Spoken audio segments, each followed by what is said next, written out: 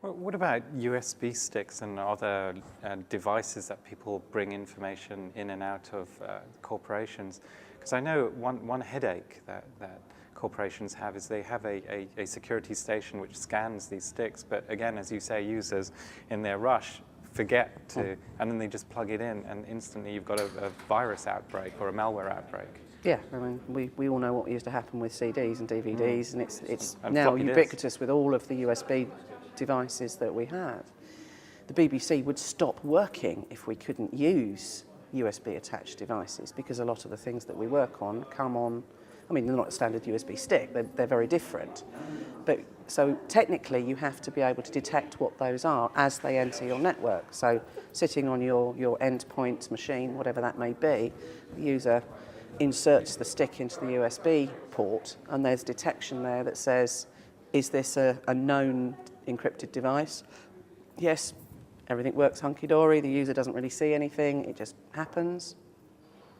If it's encrypted but not one we know about, so somebody else has encrypted it, or it's one of these sticks that's got the software built into it, it can allow certain things to happen. And then on a non-encrypted stick, one that's just, you know, I've got from here for free or whatever else, you plug it in and it goes, either encrypt this disk or you can only read from it, or you can't execute from it. Yes.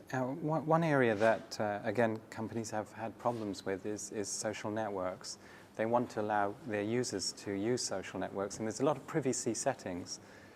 And they can train the users to go through the privacy settings, but from what I'm hearing you saying is that the users, they just want to get on with their work, and they're not going to secure and say, only my friends can see all this information, and they'll forget to hide.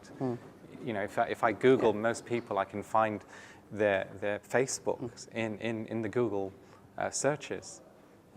Well, I mean, for the BBC, we partner with most of the social networking sites, so there is nothing in our way that we block anybody from going to those, because they're our partners. It would be a bit foolish to do that. But yes, users will do that, and that's where the awareness can start to help. But my perspective is that those things should set those automatically, and if you want to become more public with what you do, then it opens up. But obviously when they set them up, they want them to be working open environments, and the younger people, you know, people coming out of university, a lot of the more go-getting people that we all want in our organisations want to use those sites, and to them the privacy things are not as important. They don't have this big worry about it, which also changes how they approach personal and company confidential information inside the organisation. There's a different mindset.